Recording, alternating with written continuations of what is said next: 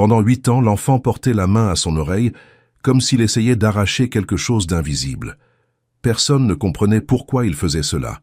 Les médecins disaient que ce n'était qu'un geste nerveux, une réaction de plus dans son état.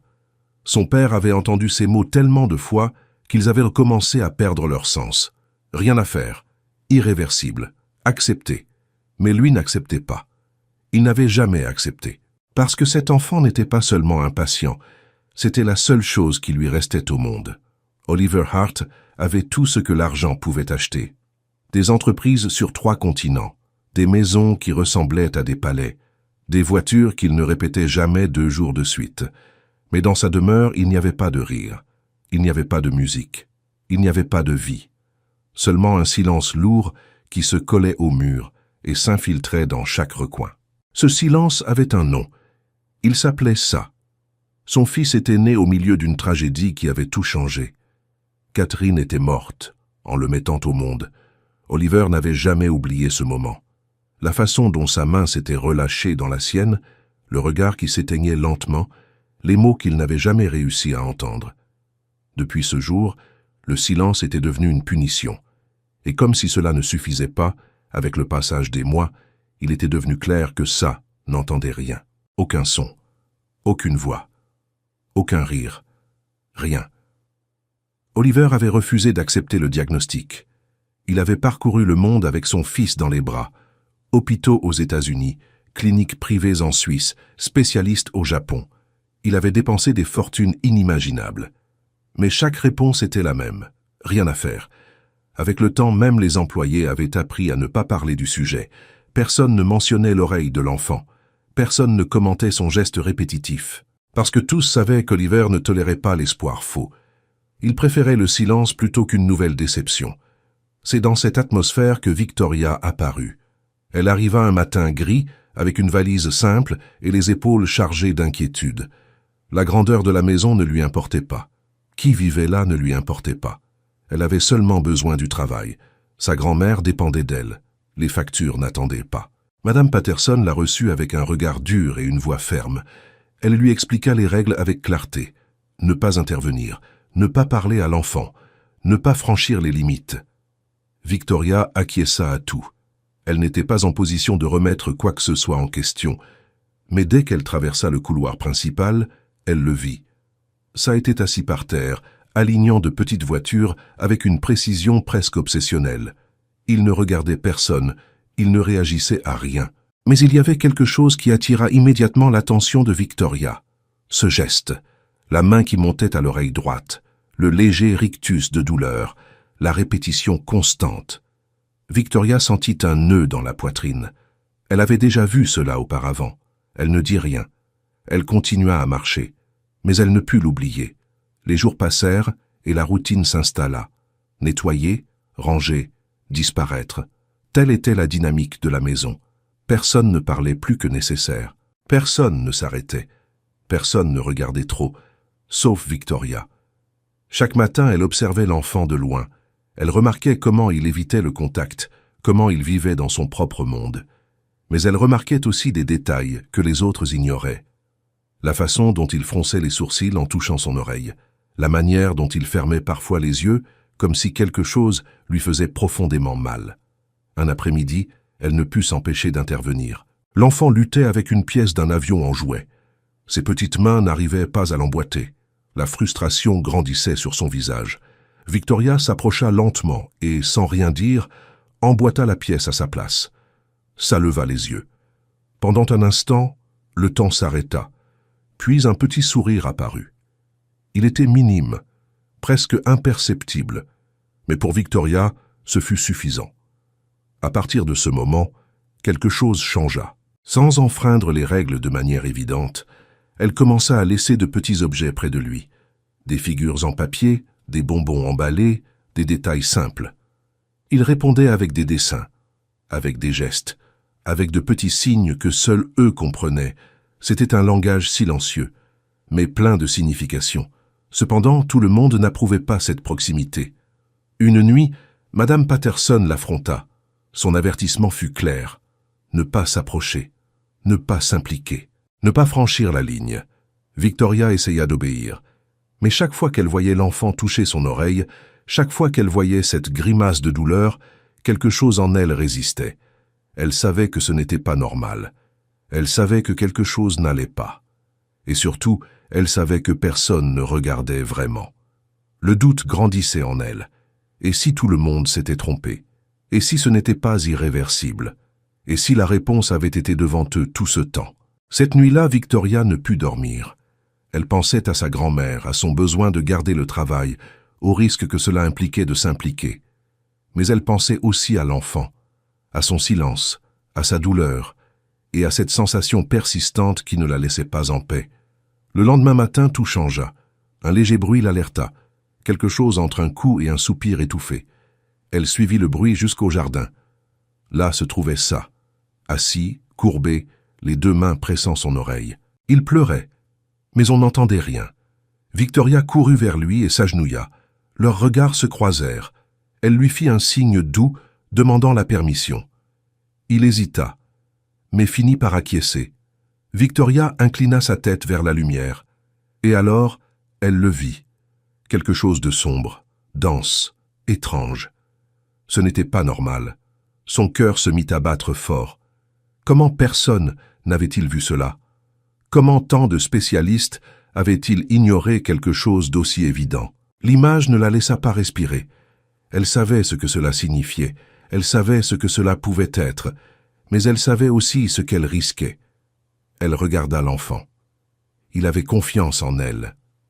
Et à ce moment-là, Victoria comprit quelque chose qui allait tout changer. Elle ne pouvait pas l'ignorer. Pas cette fois. Pas après tout ce qu'elle avait vu.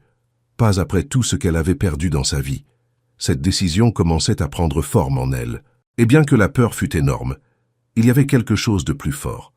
La certitude que le silence de cet enfant ne devait pas continuer. Cette nuit-là, Victoria ne dîna pas. Elle but à peine un verre d'eau et s'assit au bord du lit en regardant ses mains.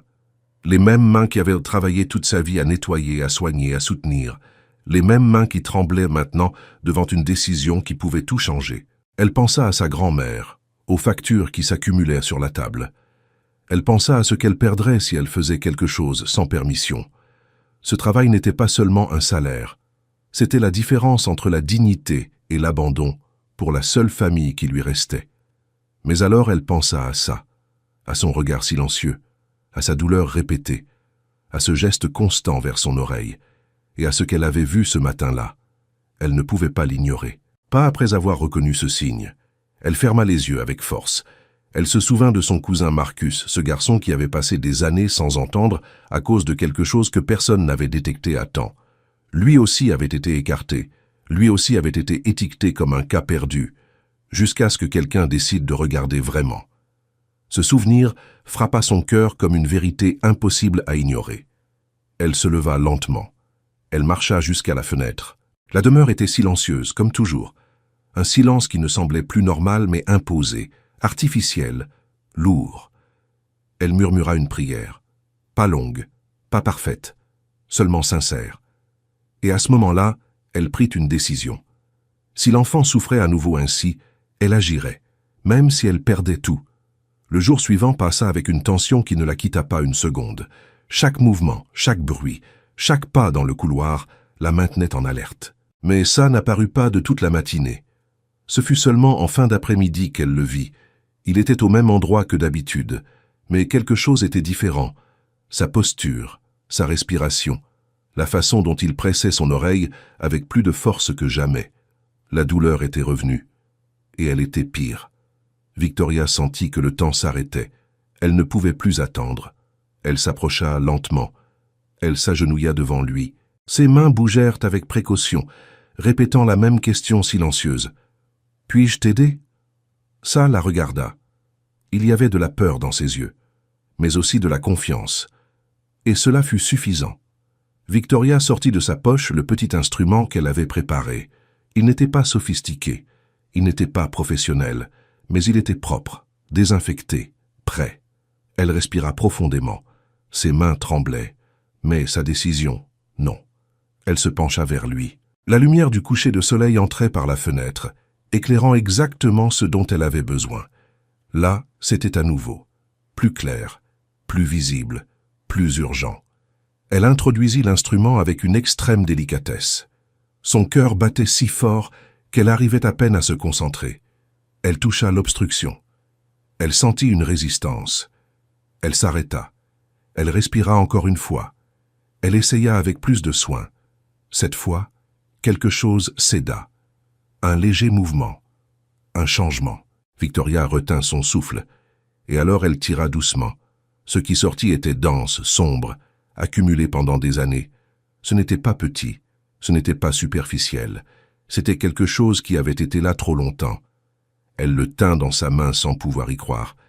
Mais elle n'eut pas le temps de le réaliser, parce qu'à cet instant, ça réagit. Son corps se tendit. Ses yeux s'ouvrirent grands. Sa main vola vers son oreille. Et alors, un son. Pas fort, pas clair, mais réel. Sa respiration changea. Il regarda autour de lui comme si le monde venait d'apparaître devant lui. Il porta les mains à sa poitrine, puis à sa gorge. Il essaya d'émettre quelque chose. Un bruit, un essai, un début. Victoria sentit les larmes couler sans permission. Elle y était arrivée. Mais le plus important, il entendait. Ça ouvrit la bouche à nouveau. Et cette fois, un mot sortit, maladroit, brisé, mais plein de signification. Papa. Victoria se couvrit la bouche avec la main. Le moment était trop grand, trop inattendu, trop réel, mais il n'était pas seul. Des pas rapides résonnèrent dans le couloir, fermes, pressés. Oliver apparut à la porte. Son regard parcourut la scène en quelques secondes. Son fils par terre. Victoria, agenouillée, l'objet dans sa main. La tension explosa. Il courut vers ça. Il le prit par les épaules. Il chercha des signes de blessure, de danger, de quoi que ce soit qui justifie ce qu'il voyait. Mais avant qu'il puisse dire quoi que ce soit, ça parla. Encore une fois, papa, je t'entends. Le monde s'arrêta. Oliver resta immobile. Son esprit ne pouvait pas le traiter, son corps non plus. Son fils, parlant, entendant, après 8 ans. Mais l'impact céda la place à la peur. Son regard tomba sur Victoria, sur ses mains, sur ce qu'elle avait fait. Et il réagit. Il ordonna qu'on l'éloigne, qu'on l'emmène loin, qu'on appelle la sécurité. Victoria ne résista pas. Elle regarda seulement l'enfant et lui fit un signe. Tout va bien. Il pleurait. Mais maintenant, les pleurs avaient un son. Des heures plus tard, à l'hôpital, la vérité commença à émerger. Les examens, les images, les dossiers. Tout pointait vers la même chose. Il y avait eu une obstruction. Elle avait été visible. Elle avait été ignorée. Oliver sentit que le sol disparaissait sous ses pieds. Tout ce temps, tout cet argent, toute cette confiance avait été en vain. Pire encore, elle avait été trahie. Les spécialistes le savaient. Et il n'avait rien fait. Quand il sortit de cette salle, il n'était plus le même homme. Il retourna directement à la demeure. Il marcha sans s'arrêter, sans parler, jusqu'à arriver au bureau de la sécurité. Victoria était assise, en silence, attendant, pas pour elle, pour l'enfant. Oliver s'arrêta devant elle. Pendant un moment, aucun des deux ne parla. Puis, il respira profondément et dit son nom, mais pas avec autorité, avec humilité. Victoria, elle se leva. Elle essaya d'expliquer, mais il secoua la tête. Non, je n'ai pas besoin d'explication. Il fit un pas de plus. Et alors, il fit quelque chose que personne n'attendait. Il s'agenouilla, devant elle. Ses paroles sortirent brisées. Je suis désolé. Victoria ne sut pas quoi dire. Elle ne s'y attendait pas. Elle ne le comprenait pas. Mais il continua. Il lui raconta ce qu'il avait découvert. La vérité, la tromperie, la négligence. Les larmes coulaient sans contrôle. Pendant des années, il avait cherché des réponses au mauvais endroit. Il avait fait confiance au titre, à l'argent, à la réputation. Et il avait ignoré le plus important. Regarder vraiment. Victoria écouta en silence. Puis elle parla avec douceur. « Je n'ai fait que voir ce qui était là, c'est tout. » Mais Oliver secoua la tête. « Non, ce n'est pas tout. Tu as osé, quand personne d'autre ne l'a fait. » Ils marchèrent ensemble jusqu'à l'hôpital. Ça était réveillé, explorant un monde nouveau, réagissant à des sons simples comme s'ils étaient des miracles. Quand il vit Victoria, il sourit. Il courut vers elle et l'embrassa.